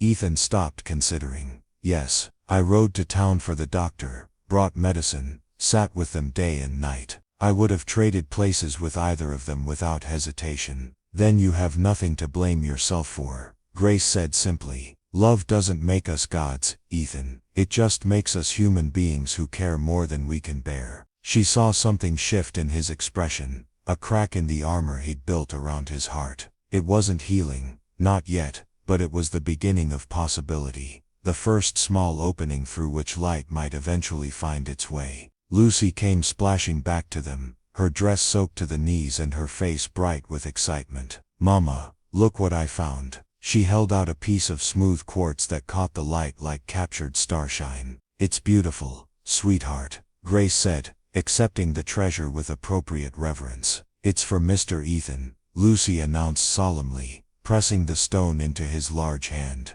Because he saved us and he looks sad. Ethan stared down at the simple gift, his throat working with emotion he couldn't quite hide. When he looked up at Lucy, Grace saw tears in his eyes that he didn't try to wipe away. Thank you, little miss, he said gravely. I'll treasure this. Lucy beamed at him, then settled between them on the log, comfortable with the strange family they'd become through circumstance and choice. Grace felt a warmth spreading through her chest that had nothing to do with the afternoon sun filtering through the leaves. This was what safety felt like, she realized. Not the absence of danger, but the presence of someone who would stand between you and harm. Not the elimination of fear, but the knowledge that you weren't facing it alone. What happens now? Grace asked as they prepared to resume their journey. The question encompassed more than just their immediate travel plans, though she wasn't sure she was ready to hear the answer to the larger implications. Ethan shouldered his pack and checked the position of the sun through the canopy. There's a settlement about 10 miles downstream, Cedar Valley. Good people, mostly. We can rest there, figure out our next move, and after that. Ethan was quiet for so long that Grace began to think he wouldn't answer. When he finally spoke, his words were carefully chosen. I've got a claim up in the high country. Good land, water rights, far enough from civilization that folks tend to mind their own business. It's rough country, hard living, but it's safe. Grace understood what he was offering without making it explicit. A place to start over, a chance to build something new from the ashes of their separate tragedies. It wouldn't be easy, but then nothing worthwhile ever was. Would there be room for us? She asked quietly. Lucy and me. All the room in the world, Ethan said, and Grace heard something in his voice that made her heart flutter with possibilities she'd thought were dead and buried. They walked through the afternoon in comfortable quiet, following the creek as it wound through valleys that seemed untouched by time. The forest was alive around them with the sounds of birds and small creatures going about their daily business, indifferent to the human dramas playing out beneath their branches. As the sun began its descent toward the western peaks, they crested a rise and saw Cedar Valley spread below them like something from a fairy tale. Neat farms dotted the valley floor, their fields green with summer crops. A small church steeple rose above a cluster of buildings that constituted the town proper, and smoke from cooking fires painted thin lines against the evening sky. It's beautiful, Grace breathed, and realized she meant more than just the view. Lucy had fallen asleep against Ethan's shoulder somewhere during the last mile, worn out by the day's adventures. He carried her with the same careful attention he'd shown that morning when their world had exploded into violence and uncertainty. Looking at them together, Grace felt her heart make a decision her mind was still catching up to. She loved him, not with the desperate gratitude of a rescued woman, not with the relief of someone finally safe from harm, but with the deep steady affection of someone who recognized a kindred spirit. Ethan Cole, with his tragic past and gentle hands, his fierce protectiveness and quiet strength, had become precious to her in ways she was still discovering. The realization should have terrified her. After Richard, after years of learning that love could be twisted into something cruel and controlling, she should have run from any feeling this intense. Instead, she found herself moving closer to Ethan as they descended toward the valley, drawn by the warmth of his presence and the certainty that this man would never use her feelings as weapons against her. They reached the outskirts of Cedar Valley as the sun touched the mountains, painting the world in shades of gold and amber. A woman working in her garden looked up as they passed, her face kind beneath a sunbonnet that had seen better days. "Evening," she called out. "You folks look like you could use a meal and a place to rest." Grace felt tears threaten at the simple offer of hospitality. After the morning's violence and terror, such ordinary kindness seemed miraculous. "That's very generous of you, ma'am," Ethan replied, his natural courtesy intact despite their circumstances. The woman, who introduced herself as Martha Henley, insisted on taking them in for the night despite their protests that they didn't want to impose. Her husband Tom, a weathered man with gentle eyes, helped Ethan stable the horses they'd acquired from Dawson's scattered men, while Martha bustled around preparing a feast that seemed excessive for unexpected guests. "Nonsense," she said when Grace tried to help with the cooking. "You look like you've had a hard day. Sit and rest while I get this sorted." Over dinner, they told a carefully edited version of their story, explaining that they'd had trouble with some men from town and were looking to start fresh elsewhere. The Henleys asked no awkward questions, and offered no unwanted advice, simply accepting their presence with the kind of Western hospitality that assumed the best of strangers until proven otherwise. Lucy charmed everyone by falling asleep in her chair, halfway through dessert, her head pillowed on her arms and her face peaceful in the lamplight. Tom carried her to the spare room with the same gentle care Ethan had shown, and Grace felt her heart swell with gratitude for these good people who opened their homes to strangers. Later, as she helped Martha with the dishes while the men talked quietly on the front porch, Grace found herself opening up about her hopes and fears for the future. "He's a good man," Martha said simply, nodding toward the porch where Ethan's low voice mixed with Tom's. "Can see it in how he looks at you and the little one, like you're precious things that need protecting." "I'm afraid," Grace admitted. "After my husband, I'm not sure I know how to trust anymore." Martha's hand stilled on the plate she was drying. "What kind of afraid?" Grace found herself telling this stranger things she'd never spoken aloud, drawn by Martha's obvious compassion and lack of judgment. When she finished, Martha set down the plate and turned to face her fully. "Honey," she said gently, "that wasn't a marriage. That was captivity. Real love doesn't hurt. Real love doesn't make you smaller or scared. Real love makes you more yourself, not less." The simple wisdom hit Grace like a revelation. She thought about the morning, about how natural it had felt to care for Ethan's wounds, how safe she felt in his presence despite his obvious physical strength. With Richard, she'd learned to make herself invisible. With Ethan, she felt seen in all the best ways. That night,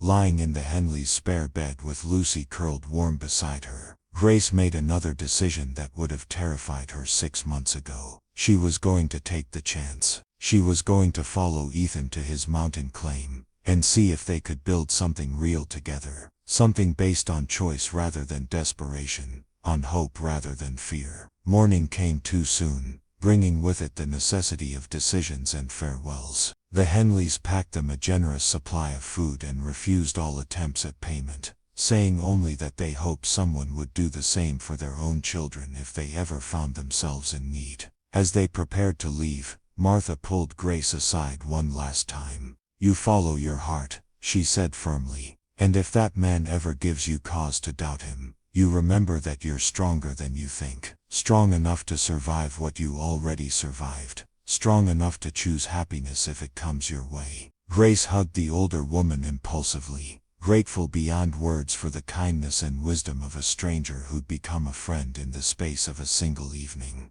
They left Cedar Valley, as the morning mist was burning off the valley floor, following a trail that led up into the high country where Ethan's land waited. Lucy rode piggyback on Ethan's shoulders, her laughter echoing off the mountainsides as she pointed out interesting clouds and distant peaks. The trail was steep but well maintained, used by hunters and trappers who knew the value of good access to the wilderness beyond. As they climbed, the air grew thinner and cleaner, carrying scents of pine and wild herbs that made Grace feel like she was ascending toward heaven itself. By midday, they crested a ridge and Ethan's land spread before them like a promise made manifest. A natural meadow stretched between two streams, protected on three sides by forested hills, and open to the south for maximum sunlight. The grass was thick and green, dotted with wild flowers that painted the landscape in brilliant colors. "It's perfect," Grace whispered, and knew she was seeing their future spread before them like a map of possibilities. Ethan set Lucy down and she immediately ran toward the nearest stream, her excitement infectious. "This is where we'll live," she called back.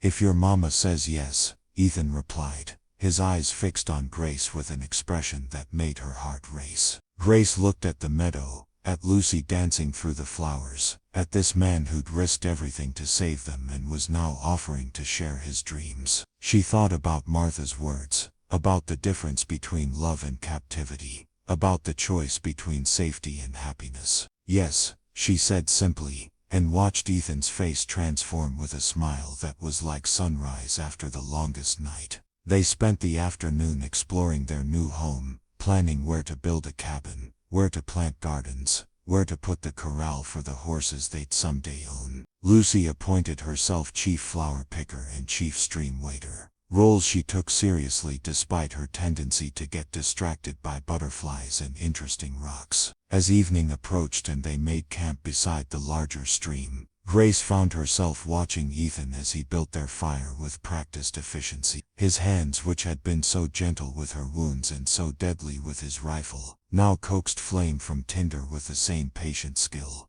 "Ethan," she said softly, waiting until he looked up from his work. "This morning, when you said Ellen always believed in being kind to the living, did you mean what I think you meant?" Ethan's hand stilled on the kindling he was arranging. "Depends on what you think I meant." Grace felt her cheeks warm but pressed on. "Did you mean that caring for us, for Lucy and me, was your way of honoring her memory?" "Partly," Ethan admitted. "But if I'm being honest, it stopped being about Ellen pretty quickly. By the time we were having breakfast in the cabin, it was about you. About the way you hummed while you helped with the dishes. About how Lucy looked in that rocking chair. About feeling like maybe I could have a family again." The confession hung in the evening air between them, vulnerable and precious. Grace felt tears start, but these were happy tears, the kind that came from having something beautiful offered freely, instead of demanded or taken. "I love you," she said, the words coming easily now that she'd found the courage to speak them. "Not because you saved us, not because I need protection,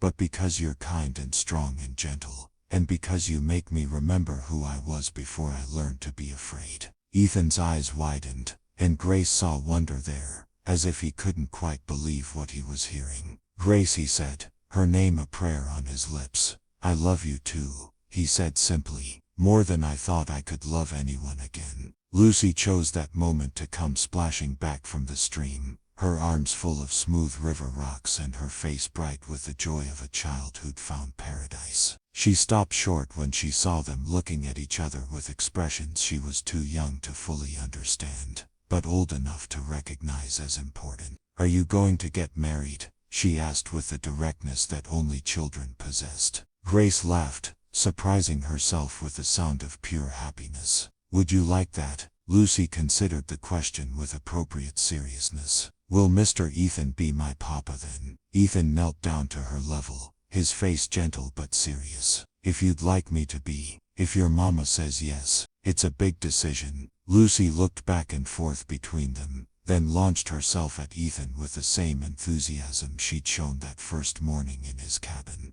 Yes, she announced into his shoulder. I want you to be my papa. Ethan held her close, his eyes meeting Grace's over their daughter's head. In his gaze, Grace saw everything she'd ever hoped for and thought she'd lost forever. Love without conditions, partnership without domination, a future built on choice and hope rather than fear and necessity. As the stars began to appear over their mountain meadow, as Lucy fell asleep between them beside the crackling fire, Grace marveled at the strange turns life could take. This morning she'd expected the worst from the mountain man with his fearsome reputation and isolated ways. Instead, his morning kindness had begun to heal years of trauma she'd never told anyone about. His gentle hands and protective strength had shown her that not all men were like Richard, that love could be shelter rather than storm. Now, as she listened to the peaceful sounds of their first night in paradise, as she felt Ethan's steady presence beside her and Lucy's warm weight against her side,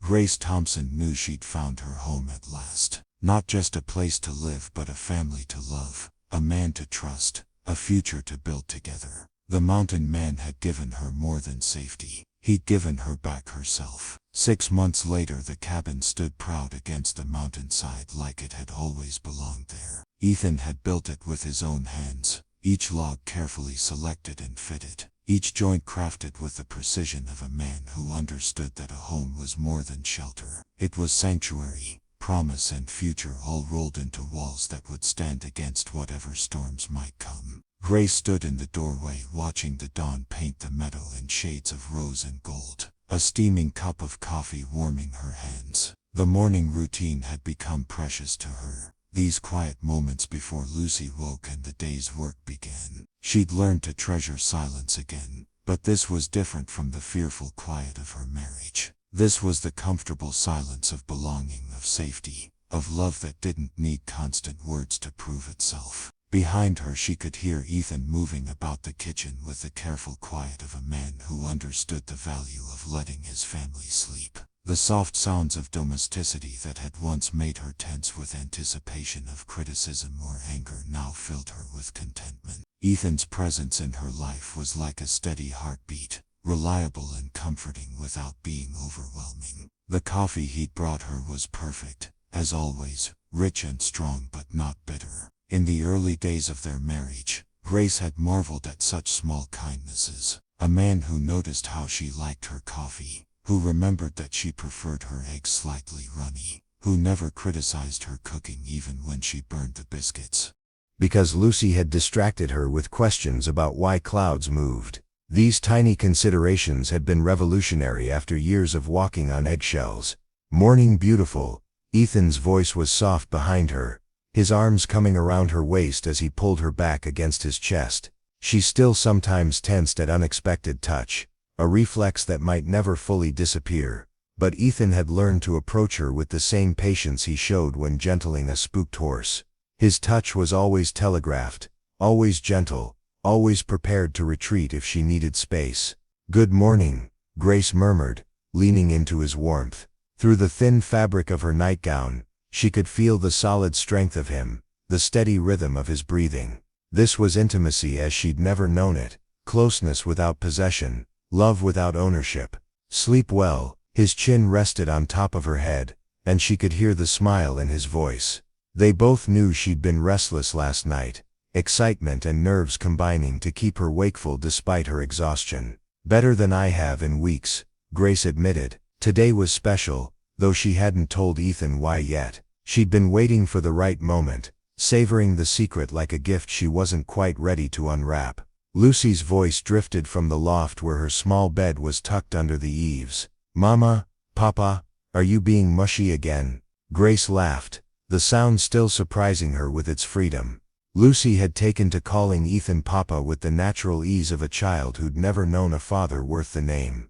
Ethan had legally adopted her 3 months ago, a process that had required a trip to the county seat, and left all three of them emotional in the best possible way. "Maybe a little mushy," Ethan called back, his arms tightening around Grace. "Is that a problem, Miss Lucy May?" "Nope," came the cheerful response, followed by the sounds of a 7-year-old getting dressed with more enthusiasm than skill. "I like mushy." Grace twisted in Ethan's arms to face him, studying the face that had become more dear to her than her own reflection. The harsh lines that grief had carved around his eyes had softened over the months, though they hadn't disappeared entirely. She hoped they never would completely. Those lines were part of his story, part of what had shaped him into the man who could love so fiercely while holding so gently. "I have something to tell you," Grace said, her heart hammering with a mixture of joy and nerve. Ethan's eyebrows rose, his dark eyes searching her face with the intensity that had first frightened her and now made her feel treasured. "Good news or bad news?" "Good news," Grace said quickly, then hesitated. "At least I hope you'll think it's good news, Grace." Ethan's hands framed her face with infinite tenderness. "Whatever it is, we'll handle it together. That's what marriage means. Remember." She did remember. She remembered the simple ceremony they'd held here in the meadow with only the Henleys and a traveling preacher as witnesses. She remembered how Ethan had written his own vows, promising not just to love and cherish her but to earn her trust every single day, to never use his strength to harm or his voice to wound. She remembered how she'd cried through her own vows, overwhelmed by the possibility of a love that gave rather than took. "I'm pregnant," Grace said simply, watching Ethan's face for his reaction. For a moment he went completely still, his eyes widening with something that might have been shock or wonder or fear. Grace held her breath, suddenly uncertain despite 6 months of evidence that this man was nothing like Richard, that his love was steady and unconditional. Then Ethan's face broke into the most beautiful smile Grace had ever seen, radiant with joy and amazement, and something deeper than both. "Truly," he whispered. Grace nodded, tears spilling down her cheeks as relief flooded through her. "Dr. Morrison confirmed it yesterday when I went to town for supplies. About 3 months along, he thinks." Ethan swept her up in his arms, spinning her around the small kitchen while Grace laughed and protested that he'd wake Lucy. But their daughter was already clattering down the ladder from the loft, her blonde hair standing in directions that defied physics and her nightgown twisted around her small frame. "What's happening?" Lucy demanded, rubbing sleep from her eyes. "Why is everyone so happy?" Ethan set Grace down gently but kept his arms around her, his face still glowing with wonder. "Your mama's going to have a baby," he said, his voice thick with emotion. "You're going to be a big sister." Lucy's eyes went wide, and for a moment Grace worried about her reaction. Lucy had been the center of Grace's world for so long, the only bright spot in years of darkness. How would she feel about sharing that attention with a new baby? But Lucy surprised her, as children often did. "A baby," she squealed, jumping up and down with excitement. "A real baby, that I can help take care of." "A real baby," Grace confirmed, kneeling down to Lucy's level. "But it won't be born until spring, so we have lots of time to get ready." Lucy threw herself into Grace's arms with the same enthusiasm she'd once shown Ethan, chattering excitedly about all the things she'd teach the baby, and how she'd help change diapers and sing lullabies. Over her daughter's head, Grace met Ethan's eyes and saw her own amazement reflected there. They were going to be a family of 4. The thought should have terrified Grace, bringing back memories of pregnancy under Richard's volatile moods, but instead she felt only joy. This baby would be wanted, cherished, protected by a father who understood that children were gifts to be treasured, not burdens to be endured. The morning routine took on a festive quality as they celebrated their news over breakfast. Ethan couldn't seem to stop smiling, reaching across the table to touch Grace's hand as if to reassure himself that she was real, that this miracle was actually happening. Lucy peppered them with questions about babies that ranged from practical to hilarious, keeping them all laughing through their meal. As Ethan prepared to head out to check the livestock, Grace caught his hand and pulled him aside. "Are you truly happy about this?" she asked quietly. "I know we hadn't talked about more children." Ethan's response was to kiss her with a tenderness that made her toes curl and her heart race. When he pulled back, his eyes were soft with love, and something deeper, something that looked like gratitude. "Grace Thompson Cole," he said formally, using her full married name like a benediction. "You've given me more happiness than I thought possible. A wife who loves me, a daughter who calls me Papa, and now another child to cherish. I'm not just happy, I'm blessed beyond measure. The sincerity in his voice, the way he spoke her name like it was something precious, brought fresh tears to Grace's eyes. I love you, she whispered.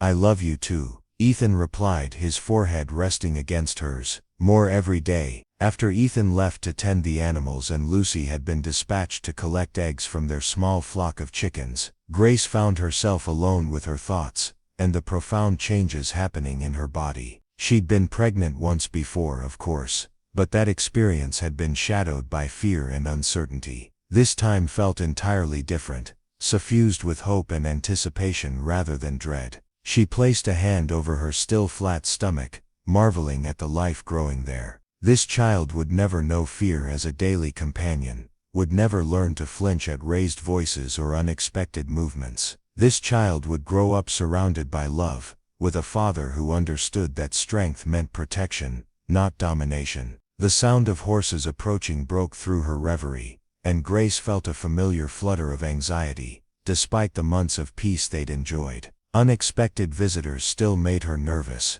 a reflex that might never entirely fade. But when she looked out the window, she recognized Tom Henley's familiar figure leading a pack train up the mountain trail. Grace smoothed her hair and stepped outside to greet their friend, wondering what had brought him up from the valley. Tom dismounted with the careful movements of a man feeling his age, his weathered face creased with concern that made Grace's stomach tighten with worry. "Morning, Grace," Tom said, tipping his hat with old-fashioned courtesy. "Sorry to bother you folks so early, but I thought you should know. There's been talk in town about Frank Dawson." The name hit Grace like a physical blow, bringing back memories of that terrible morning 6 months ago. She'd thought Dawson was finished, scattered along with his men when Ethan's cabin burned. Apparently she'd been wrong. What kind of talk? Grace managed, proud that her voice remained steady despite the fear clawing at her chest. Tom's expression grew grimmer. "He's been telling anyone who'll listen that you and Ethan murdered his men, stole his property. Most folks don't believe him, but he's got the sheriff's ear now. Claims he's got evidence." Grace felt the bottom drop out of her world. Just when she'd finally felt safe, just when she'd allowed herself to believe in happy endings, the past was reaching out to drag them back into violence and fear. Ethan emerged from the barn at that moment, having heard the voices. His face went hard when he saw Tom's expression, the easy happiness of the morning evaporating like mist before the sun. "Trouble?" Ethan asked simply. Tom repeated his news, watching as Ethan's jaw tightened with controlled anger. "Sheriff's planning to ride up here tomorrow with a warrant," Tom finished. "Martha and I thought you should have warning." Grace watched her husband process this information, saw the moment when the gentle man who'd been celebrating their pregnancy transformed into the deadly protector who'd saved them from Dawson's first attack. It was frightening and reassuring in equal measure. "Appreciate the warning," Ethan said quietly. "You ride back and tell Martha we're grateful for friends like you too." Tom nodded, and remounted his horse, but his expression remained troubled. "Ethan, maybe you folks should consider moving on, starting fresh somewhere else. Dawson's got money and influence, and he's not going to let this go." "Running away won't solve anything," Ethan replied, his voice carrying the finality of a man who'd made his decision. "This is our home now, our land. If Dawson wants a fight, he'll get one." After Tom left, Grace found herself pacing the kitchen while Ethan sat at the table, his coffee growing cold as he stared out the window. Lucy had returned with her basket of eggs, and was playing quietly with her cloth doll, perhaps sensing the tension that had settled over the household like a storm cloud. "What are we going to do?" Grace asked finally, hating the way her voice shook with barely controlled fear. Ethan looked up at her,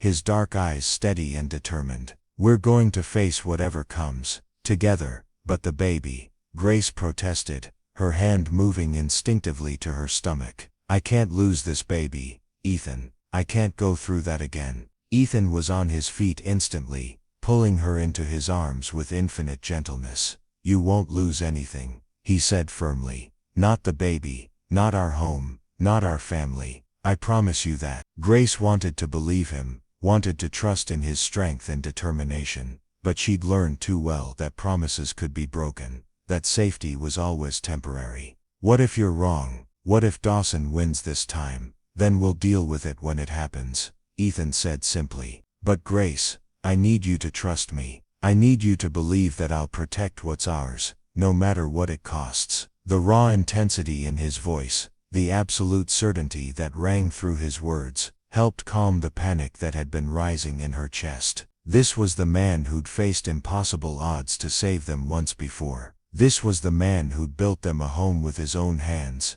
who'd shown her what love could be when it wasn't twisted by cruelty or fear. I trust you, Grace said quietly, and meant it despite the fear that still lurked at the edges of her mind. The rest of the day passed in tense preparation. Ethan cleaned his weapons with methodical care, while Grace tried to maintain some semblance of normalcy for Lucy's sake. They went through the motions of their usual routine, but the shadow of approaching confrontation colored everything they did. That evening, after Lucy had been tucked into bed with extra hugs and reassurances that everything would be fine, Grace and Ethan sat by the fire discussing plans and possibilities. The conversation was practical on the surface, but underneath ran currents of love and determination that gave Grace strength she hadn't known she possessed. Whatever happens tomorrow, Grace said quietly, I want you to know that these past 6 months have been the happiest of my life. You've given me more than I ever dreamed possible. Ethan reached for her hand, his thumb tracing gentle circles over her knuckles. Same for me, he said simply. You and Lucy, this baby we're expecting, this life we've built together, it's worth fighting for. They went to bed that night, holding each other close, drawing comfort from the simple fact of being together. Grace dozed fitfully, waking periodically to listen for the sound of approaching horses. But the mountain remained quiet, wrapped in the peaceful silence of a world at rest. Dawn came too soon, bringing with it the sound Grace had been dreading. Hoofbeats on the trail, multiple riders approaching with the measured pace of official business. Grace rose quickly and dressed, her hands shaking slightly as she braided her hair and pinned it back with the simple tortoiseshell combs Ethan had given her for Christmas. Through the window, she could see a group of 6 men approaching the cabin. Sheriff Garrett rode in the lead, his badge glinting in the morning sun, followed by Dawson and several others. Grace didn't recognize. They looked official and determined, the kind of men who believed in the righteousness of their cause. Ethan emerged from the bedroom fully dressed and armed, his rifle in his hands but pointed at the ground. His face was calm, almost serene, showing none of the tension that Grace knew must be coiling in his chest. Stay inside with Lucy, he said quietly. No matter what happens, you stay inside until I tell you it's safe. Grace nodded, though every instinct screamed against letting him face this alone. She roused Lucy from her bed, and brought her downstairs, settling her with her doll and a picture book while the riders drew closer. The sheriff called out from the yard, his voice carrying the authority of his office. Ethan Cole, I need to speak with you. Ethan stepped outside, and Grace positioned herself at the window where she could see and hear everything while remaining hidden. Her heart hammered against her ribs as she watched the confrontation unfold. Sheriff, Ethan said calmly, what brings you up the mountain?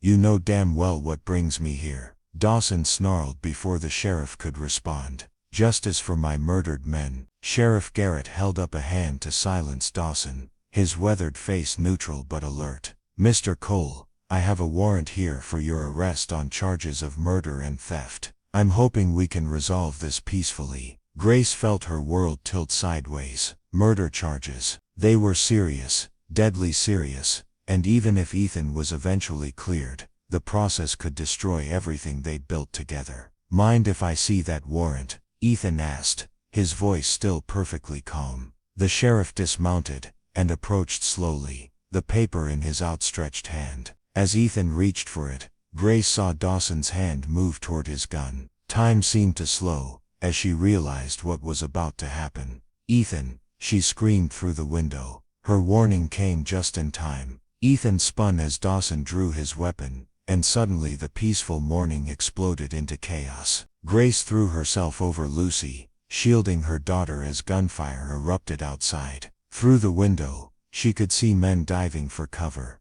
horses rearing in terror, the sheriff shouting orders that were lost in the noise. When the shooting stopped, an eerie silence fell over the meadow. Grace waited, hardly daring to breathe, until she heard Ethan's voice calling her name. "Grace, it's over. You can come out." She emerged from the cabin to find Dawson lying motionless in the dirt, his unfired gun still in his hand. The sheriff was binding a wounded man's arm with strips torn from his shirt, while two other men sat with their hands raised, their weapons abandoned. "What happened?" Grace asked, running to Ethan's side and checking frantically for injuries. "Dawson tried to draw on me while I was reading the warrant," Ethan explained, his arm coming around her shoulders. Sheriff Garrett saw the whole thing. Self-defense, clear as day. Sheriff Garrett looked up from his patient, his face grim but satisfied. "Dawson's been planning this for months," he said. "Had these men convinced you were dangerous criminals? But when a man draws on someone who's cooperating with a legal arrest,